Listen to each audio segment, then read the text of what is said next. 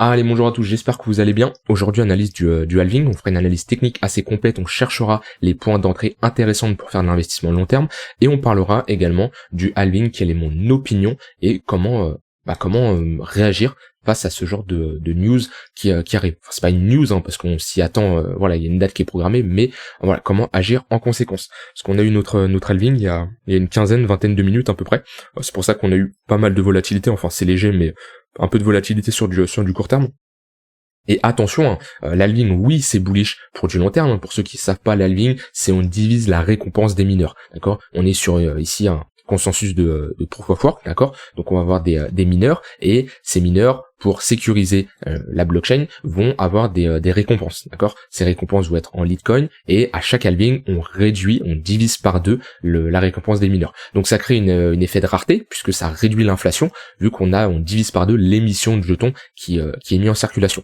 Alors oui, c'est bullish sur le long terme, mais il y en a beaucoup qui s'attendent qu'on va voir notre halving, que ça soit pour le BTC ou même le Litecoin à l'heure actuelle, que ça y est, boum, ça part. Non, ça a de l'effet sur du long terme, d'accord. Ça réduit l'inflation, mais sur des minutes, sur des heures, même des jours, ça n'a aucun effet. Donc attention à chercher à anticiper comme ça une news que tout le monde est au courant, d'accord. C'est en général c'est déjà pricé, ou souvent on a un buy the rumor. C'est pas trop une rumeur, vu comme j'ai dit on est déjà au courant, mais on a un sell the news surtout, parce que tous les débutants se disent ok c'est bullish de long, les grosses institutions en profitent pour short le marché tout simplement. Donc voilà, attention à ne pas FOMO. Oui, c'est bullish sur du long terme. Non, ça n'impacte pas le court terme. Donc voilà, ça c'est la chose importante que je voulais vous dire. Et ça marche. Bon, j'aurai le temps d'en reparler d'ici là sur le BTC. Mais quand on aura notre halving sur le BTC, attention à ne pas vous dire ok ça y est, c'est le moment, tout va pump. Ça a de l'effet sur du long terme. Et on le voit bien. Si je vais sur le BTC, quand on a eu l'halving qui était vers mai 2020, à peu près ici, avril-mai 2020, le prix n'a pas pump d'un coup. Oui, on a eu une tendance haussière par la suite, mais voilà, on n'a pas eu une grosse bougie comme certains peuvent y attendre quand j'écoute certaines personnes tout pump au moment du halving. Non, pas du tout. Ça a de l'effet sur du long terme, ok. Hop, je reviens sur LTC. Donc LTC, ce qui est clair, c'est qu'il est dans une tendance haussière weekly, d'accord, creux, sommet de plus en plus haut. Là, j'aime pas trop ce qu'on a fait. On était bloqué dans un range, ok, voilà, qui était assez simple, notre range qui était notre ancienne résistance ici, qu'on a flip ça en support. C'est un peu un cas d'école parfait, Litecoin. On voit qu'on était ici également dans un range, ok. On casse notre range à la hausse, on fait parfaitement un pullback dessus. Ok, on crée un nouveau sommet, on le casse à la hausse, on refait parfaitement un pullback dessus.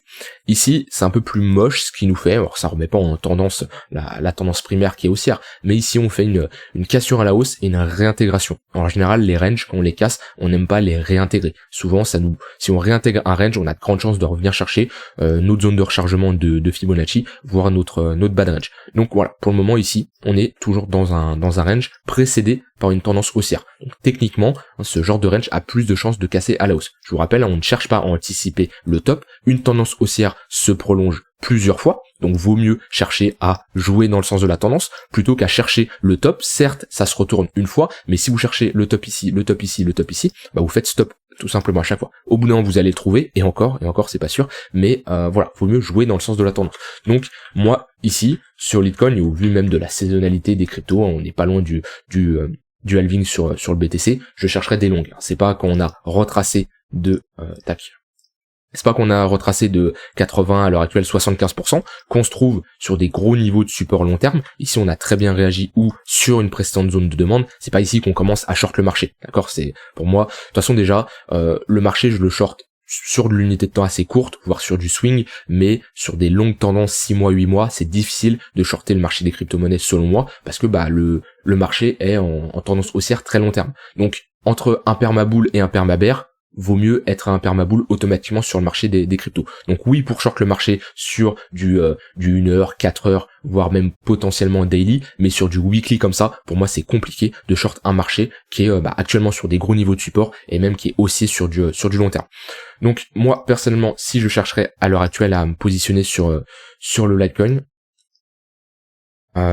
j'aimerais bien un retour ici, voilà, s'il revient chercher son bas de range, ça peut être une très bonne zone d'entrée, d'accord. Alors pareil, ça dépend de la manière où vous fonctionnez. Est-ce que vous cherchez à faire de la spéculation, dans le sens où, voilà, vous rentrez, vous avez une zone d'invalidation et un take profit, ou est-ce que vous dites, ok, je fais de l'investissement long terme, mon but c'est de faire de l'accumulation, du DCA, on va dire intelligent, vous achetez pas toutes les semaines, mais vous dites, ok, je trace mes zones de support et je cherche à me positionner dessus, donc ici c'est une bonne zone, et vous dites, ok, je hold ça dans mon wallet pendant 6 mois, 1 an, 2 ans, avec bien sûr des targets de prix à l'avance, hein. Je vous rappelle, quand vous rentrez en position, vous avez un plan, automatiquement vous avez un plan de sortie. Ça peut être sur une période de temps, vous dites ok, bah si on a un bull run et que le LTC ne performe pas dans les 1 an, 2 ans qui suivent, je sors de ma position.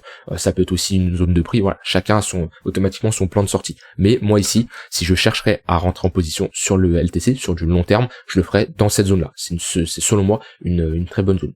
On peut également mettre ici un volume profile. Donc ici on a notre poke, donc c'est là où on a le plus de volume échangé tout simplement, et on est en train de le casser à la baisse. Donc c'est une zone qui peut faire office de support ou de résistance en fonction de si on évolue au-dessus ou en dessous. Là on a une zone alors c'est pas une zone d'imbalance, hein, mais c'est une zone où globalement il y a eu moins de développement de prix et de volume. Alors ça veut rien dire, hein. Des fois on peut avoir très peu de développement de prix et beaucoup de volume, mais ici on voit qu'il y a eu très peu de volume dans cette zone.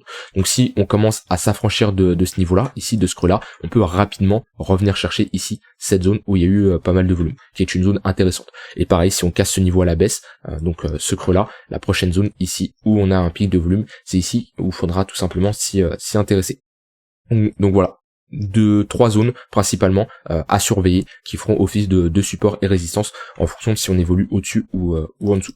Maintenant sur du plus court terme, la tendance est baissière. Ici sur du daily on le voit bien, on a pris la liquidité, on a réintégré, on est en train de combler cette zone d'imbalance qu'on a déjà comblé ici, mais pour le moment moi ce que je vois c'est qu'on fait des creux et des sommets de plus en plus bas. On est sur une très grosse zone de localisation qui est importante. Donc là, éventuellement, quelqu'un qui chercherait à faire du trading sur du 4 heures daily, on est sur une grosse zone de support. Attention, la tendance est baissière, donc ça à prendre en compte. Donc soit il cherche à se positionner sur une structure de bottom, donc qu'on peut faire ici, si on a une clôture au-dessus de ce niveau-là, on validerait un W daily, d'accord. On est globalement dans une bonne zone de support, comme je l'ai dit, on est au niveau de notre poke. Si je remets ici, hop,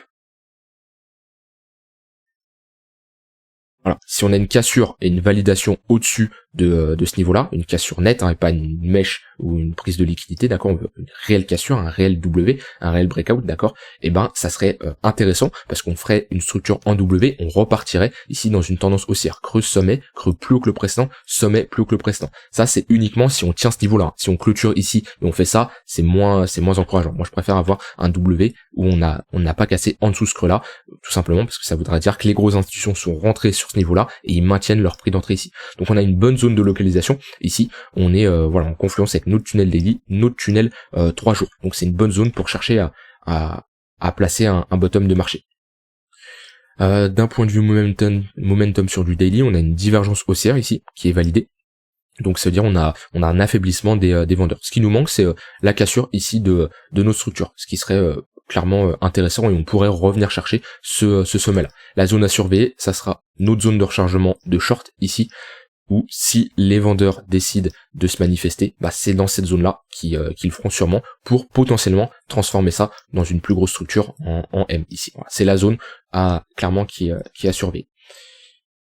Et sur du plus court terme, on est globalement dans un range. Voilà, on le voit, les moyennes mobiles sont assez plates, le tunnel 4 heures il est plat, le tunnel 1 heure il est plat, le 15 minutes il commence à plonger, c'est normal, on a bien chuté, mais voilà, ici on pourrait traiter ça comme un range ici. Borne basse ici et borne haute ici. Donc on est sur support. Dans tous les cas, je ne chercherai pas à short. Soit j'attends une cassure, hop, un breakout de ce niveau-là, et pourquoi pas chercher le pullback à shorter ici. Hop, si je mets des points pivots, qu'est-ce qu'on a? On a un point pivot weekly ici. On a une bonne zone de localisation. Ok. J'enlève ça. Ici, on a une bonne zone, on le voit, tunnel daily, point pivot weekly, ça a bien réagi, précédente zone de demande, où là, on a structuré des W. Voilà. Ici, si je me mets en close line, on fait des W dans des W. Ça, c'est encourageant. Donc traitez ça comme un range. Bad range ici, on cherche des positions longues, et haut range ici, on cherche soit de la prise de profit si vous avez été longue auparavant, ou on cherche tout simplement à short. Bien sûr, à un moment il va y avoir un breakout, ça soit au nord ou au sud, et soit on se positionne sur le pullback. Soit on fait rien, ça dépend si vous êtes un trader de range ou de tendance tout simplement. Voilà globalement les plans à surveiller. Donc si je récapitule, en weekly, on a réintégré un range. Donc pour l'investissement long terme, ça serait bien de se positionner sur le bad range. Sur du daily, hop, attendre pourquoi pas la cassure de ce niveau-là pour valider une structure bullish, ok, et repartir dans une tendance haussière. Et sur du plus court terme, le bad range est une bonne zone pour chercher à rentrer en position. Pour de la prise de profit un peu plus long terme, qu'est-ce qu'on a? Alors, tac. On a les 0,382 ici qui sont en confluence avec une bonne zone ici de résistance. On avait ce gros niveau de support qu'on a cassé à la baisse, qui a fait office ensuite de résistance. Donc on n'était pas loin d'aller le chercher d'ailleurs, mais les 137 $ à peu près. Alors c'est pas au dollar près, hein, mais cette zone là entre les 135 et les 140 $, c'est une zone qui pourra faire résistance par la suite. Et ensuite on a ici une autre zone de rechargement, où éventuellement si des vendeurs veulent défendre ces sommets là, c'est ici qu'ils le feront tout simplement. Donc ça c'est voilà, ici on a des zones de prise de profit. Pour les prises de profit, c'est classique, soit des zones de résistance, soit des retracements de Fibonacci. Et si on est dans une phase où on fait un ATH, d'accord, un all-time low, on va avoir les chiffres ronds psychologiques, d'accord, les 500 $, les 600, 700, 800, 900, 1000 $, où on peut avoir également des extensions de Fibonacci. Hop, tac. Point le plus haut ici, notre bottom qu'on a posé, hop, je mets des retracements, des extensions, pardon, hop. Alors c'est pas que c'est inversé, et voilà, on pourrait aller chercher nos 1,18 de Fibonacci. Donc ça c'est uniquement dans le cas où on fait un nouvel ATH, que ce niveau s'enclenche. Parce que quand vous faites un ATH, vous n'avez pas de prix ailleurs, d'ailleurs c'est pas ici l'ATH, hein. J'ai pas la charte entière, ah si c'est ici, pardon, c'est vrai qu'on a fait un ATH de quelques dollars sur LTC. Bon, on revient. Enfin, ça doit dépendre des exchanges. Mais ici, quand on fait un ATH, vous n'avez pas de prix hein, pour vous référencer sur de la prise de profit. Moi, ce que j'aime utiliser, c'est les extensions de Fibonacci qui me permettent d'avoir des ratios, des niveaux mathématiques très pertinents. Voilà. Alors ça permet tout simplement d'avoir des niveaux. Le but, c'est de prendre des profits sur la montée. Hein. Moi, je suis pas quelqu'un qui va sortir tout d'un coup parce que c'est un peu casse-gueule. Si vous sortez pas au bon moment, bah malheureusement, vous pouvez voir une partie de. Voilà, si vous sortez ici, c'est dommage de pas profiter de cette hausse. Donc, je préfère sortir par palier. Voilà. Dans notre zone de rechargement de short, une partie. Sur la TH, une partie. Sur des extensions, plusieurs parties. Voilà. Pourquoi pas garder 10, 15, 20% si vraiment le marché s'enflamme. Ça, c'est vous en fonction de votre profil et comment vous cherchez à prendre des profits. Donc voilà, on a vu tout ce que j'avais envie de dire. Faites attention à ne pas FOMO sur du court terme. Le halving, ça a aucun impact sur du court terme. Donc méfiance là-dessus. Oui, par contre, c'est bullish sur du long terme. Donc voilà, j'ai dit ce que j'avais envie de dire. Je vous souhaite une très bonne journée et on se retrouve demain pour une prochaine vidéo. Bye bye.